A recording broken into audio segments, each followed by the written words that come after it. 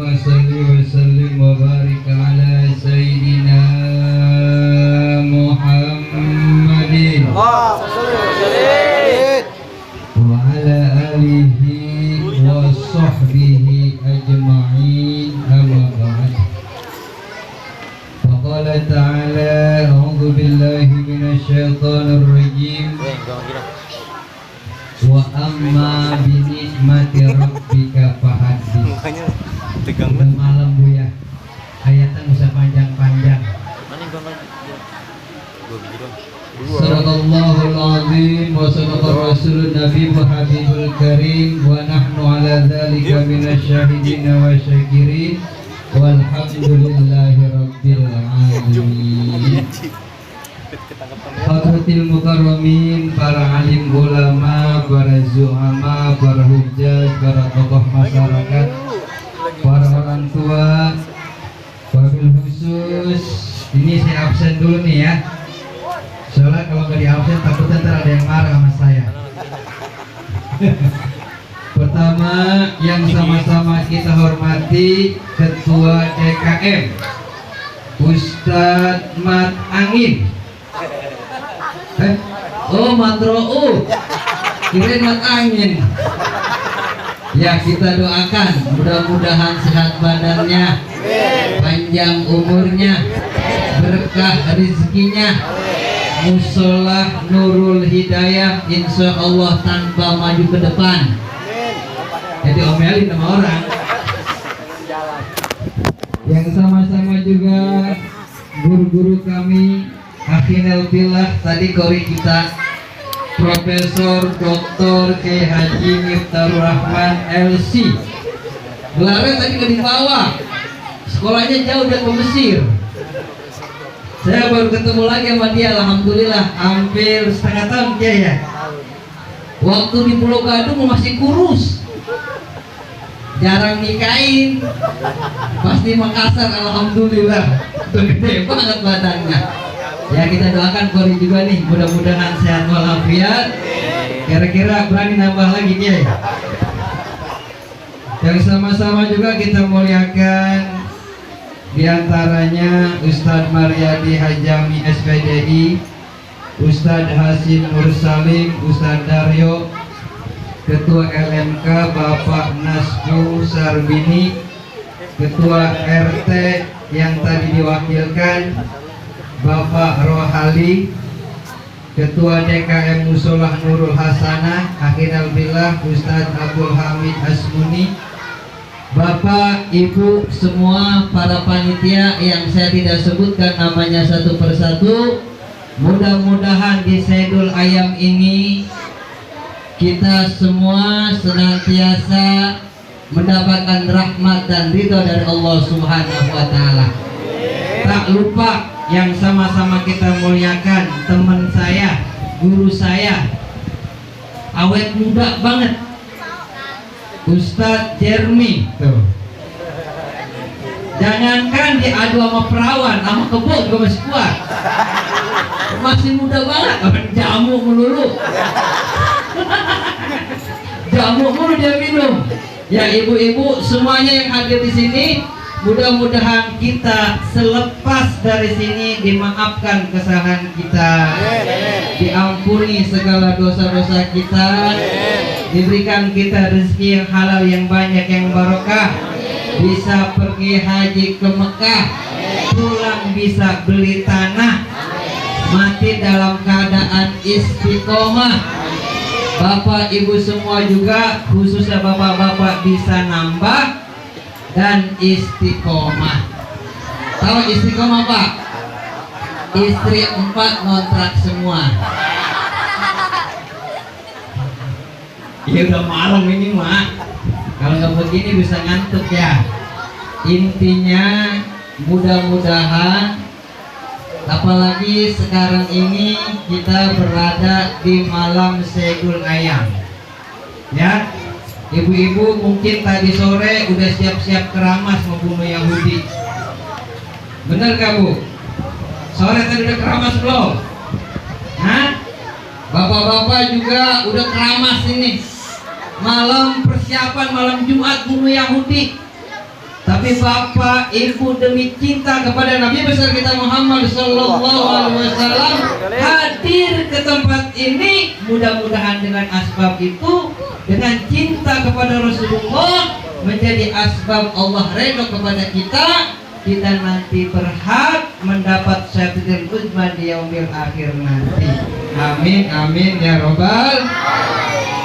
Ya, taruh dulu dah biar bebas. Ya. Tadi ayatnya saya sudah bacakan. A'udzubillahi minasyaitonirrajim. Wa amma bi ni'mati rabbika fahadits.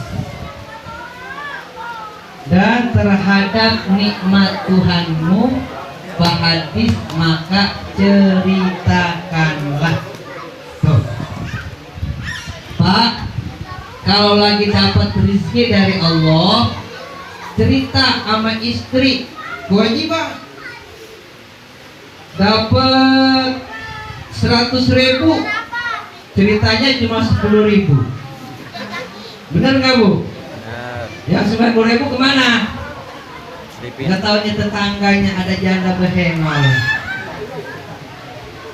Kalau kita mendapatkan nikmat dari Allah, Pak, Bu, cerita sama saudara, cerita sama teman, cerita sama tetangga. Jangan giliran bisul aja baru cerita. Ya, kena penyakit bisul baru cerita. Kena penyakit sakit gigi baru pas dapat nikmat tidak mau cerita. Tapi ada nikmat yang paling besar yang Allah anugerahkan kepada kita semua. Ada nikmat yang paling hebat yang kalau kita syukuri, insya Allah kita akan selamat di dunia wa dunya wal akhirah. Apa nikmat itu? Lahirnya Nabi besar kita Muhammad Sallallahu Alaihi Wasallam. Tuh Pak, nikmat yang paling besar dilahirkannya Nabi besar kita Muhammad Sallallahu Alaihi Wasallam. Nih, malam ini kita merayakan kelahiran Nabi besar kita Muhammad Sallallahu Alaihi Wasallam. Ini karena kita cinta. Rasulullah lebih cinta kepada kita.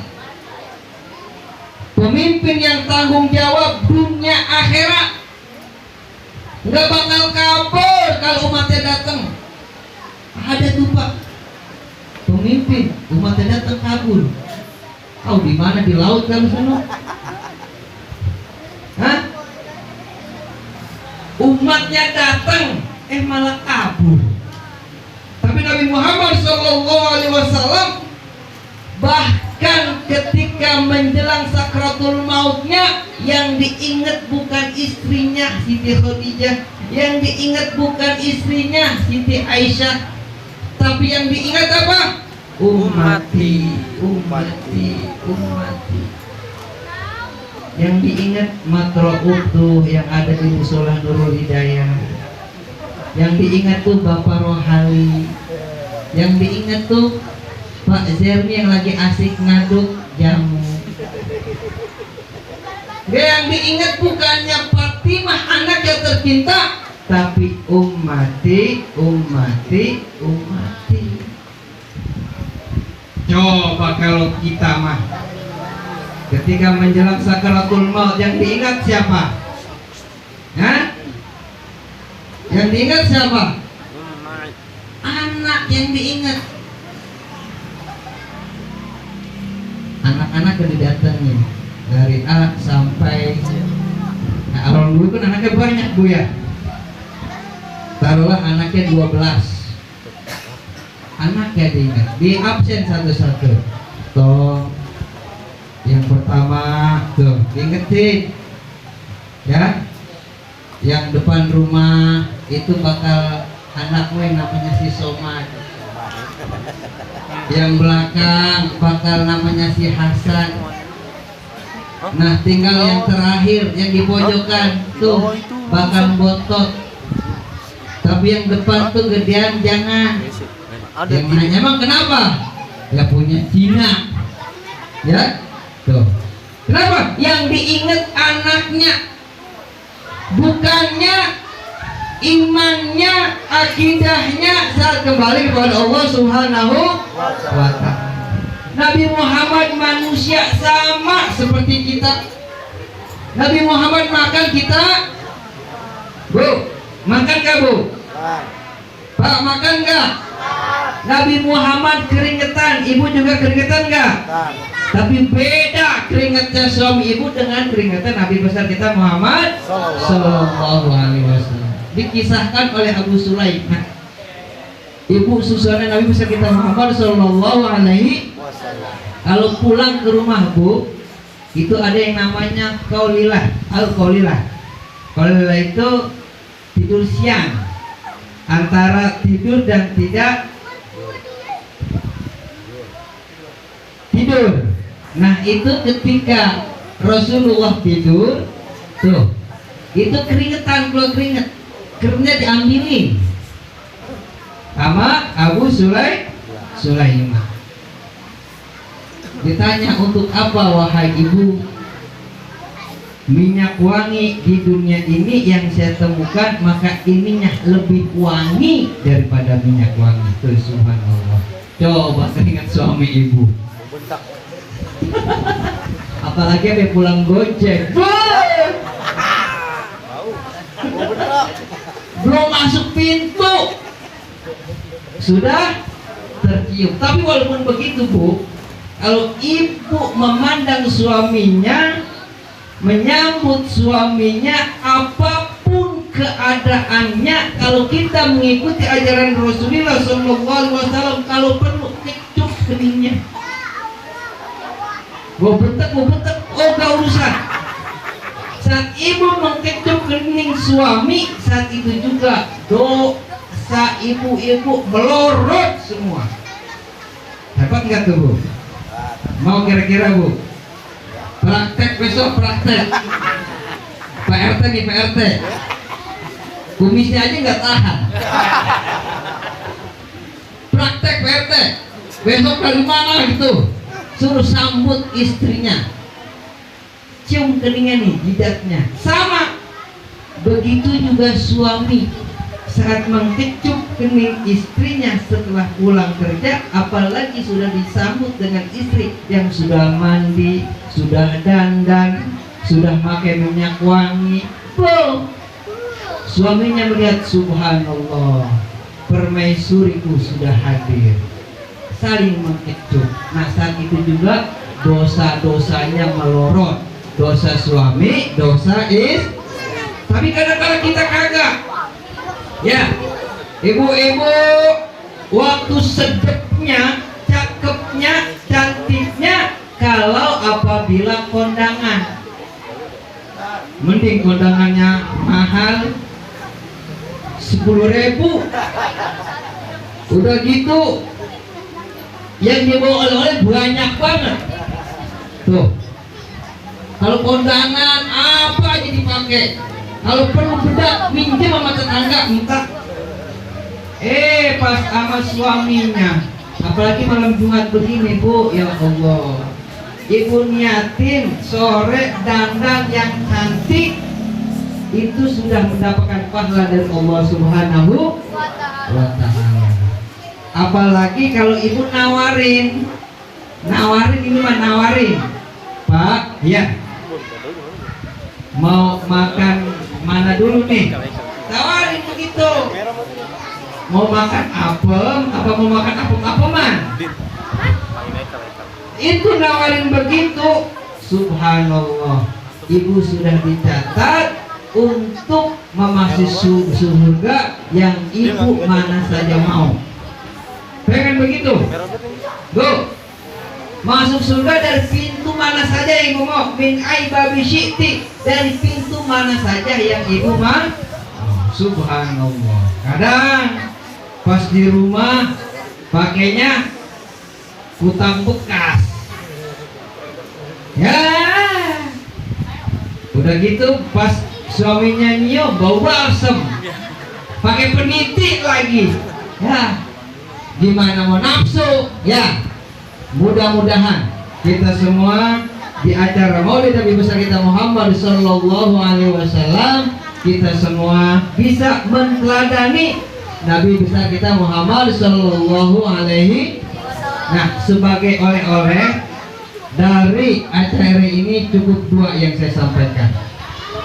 Ya, suatu saat ada seorang laki-laki dari kaum Ansor itu bertanya kepada Rasulullah Sallallahu Alaihi Wasallam, ya Rasulullah, oh pada diam aja.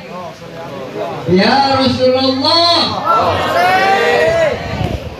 akhbirni bi amalin yadkhuluni fil jannah wa yu'abiduni finnar. Wahai utusan Allah, kasih amalan apa kepadaku yang dengan amalan tersebut aku bisa masuk surga dan menjauhkan aku kepada neraka. Tuh, Pak.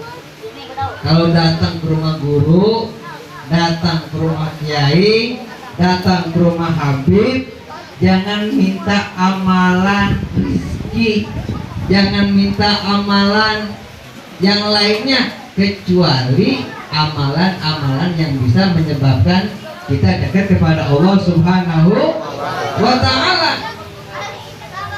Apa itu yang pertama? Nih, yang pertama, ta'budullah wa la tusyriku bihi syai'an. Tuh. Sembahlah Allah dan jangan sekali-kali mempersekutukan kepada Allah Subhanahu wa Ta'ala akan sesuatu. Nih, apalagi di zaman sekarang nih, ya. Di semuanya serba susah, usaha susah, semua penyakit, ya, dia sangkanya COVID semua. Coba dah ibu atau bapak datang ke rumah sakit diperiksa, padahal penyakitnya pano, dibilangnya kok penyakitnya bisul, dibilangnya kok, apalagi yang bengek mah udah pasti kok, padahal dia tidak COVID. Nih, resepnya apa? Ubudullah, sembahlah Allah Subhanahu. Jangan takut Pak, kalau kita dalam keadaan ibadah, ya, kita sudah dalam keadaan suci. Lah sekarang protokol kesehatan apa? Cuci tangan, pakai sabun, jaga jarak. Lah kita sebelum masuk ke musola nih, sebelum masuk musola, apa yang kita lakukan? Wudu dulu. Makanya Rasulullah mengajarin ibu, ya, wudu sedok dihirup. Kenapa? Supaya penyakit yang ada di hidup kita, yang ada di saraf kita keluar semua. Tuh tujuannya. Ya. Tapi apa yang kita lakukan? Takut kadang-kadang cuma bikin doang. Padahal apa yang diajarkan oleh Nabi besar kita Muhammad SAW semua menanggung kesehatan. Enggak usah takut. Yakin kepada Allah, ubudullah, sembahlah Allah. Segala kesusahan yang apa yang kita hadapi di dunia ini, semuanya kita kembalikan kepada Allah. Jangan susah dikit datang ke dukun. Iya, kalau dukunnya benar, dukunnya bengkok, bukannya mengarahkan malah menjerumus, kita datang. Ditanya, namamu siapa? Usman. Lahirnya kapan? Kumis Kliwon. Jangan usaha dekat-dekat air. Akhirnya apa? Dia jualan es berhenti. Kenapa? Takut salah penafsir. Datanglah kepada Allah. Segala kesulitan kita, apapun yang kita hadapi, datanglah kepada Allah Subhanahu wa Ta'ala. Setelah datang kepada Allah, jangan lupa kalau kita punya orang tua, datang ke dua orang tua kita. Sebelum kita pergi kemana-mana, datangi dulu orang tua kita. Ngapain? Minta doa restunya. Jangan kadang-kala kita datang ke orang tua setahun sekali. Ya, setahun sekali. Itu pun seharusnya nenteng, malah pulang dari rumah orang tua kita malah nenteng. Seharusnya apa? kita datengin orang tua kita.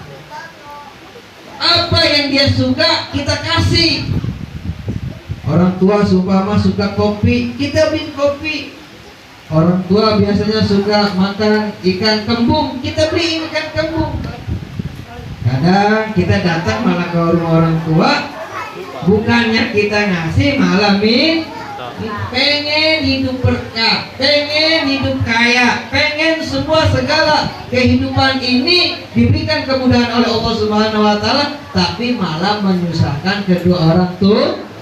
Udah waktu hamil kita juga udah susah ya. Pas kita sudah dewasa, seharusnya kita membantu kedua orang tua kita, malah minta kepada kedua orang tua kita. Orang yang kayak gitu boro-boro hidupnya berkah, keblangsak juga pasti. Kalau kita pengen berkah, pertama sandarannya Allah. Kedua, orang tua jangan sampai lupa. Bu, kalau kebetulan nih suami kita mau pendatang ke rumah ibunya, redoin bu. Suami kita baru duit seumpama 500.000. Aduh bang, murah nih bang. Jangan 500.000, nih tambahin dalam dompet lagi, keluarin 500.000, 1 juta. Kalau itu yang ibu alamin, insya Allah keluarga ibu jadi berkah. Tapi kadang-kadang enggak payah, kita bawa 500.000. Bang mau mana? Mau ke rumahnya. Apa itu? Duit. Udah bang, minyak mah jangan gede-gede, gotak aja juga. Coba itu coba. Bu, kalau kita menjadikan orang tua kita seperti raja, rezeki kita seperti raja. Pak, kalau kita menjadikan orang tua kita seperti raja, maka rezeki kita seperti raja. Tapi sebaliknya, kalau orang tua kita jadikan babu, udah dah, rezeki juga susah hidup. Tuh, di antara keberkahan, satu kita langsung kepada Allah, yang kedua kepada kedua orang tua. Dan intinya daripada semua itu adalah aqimus sholat. Tuh, dirikanlah sholat.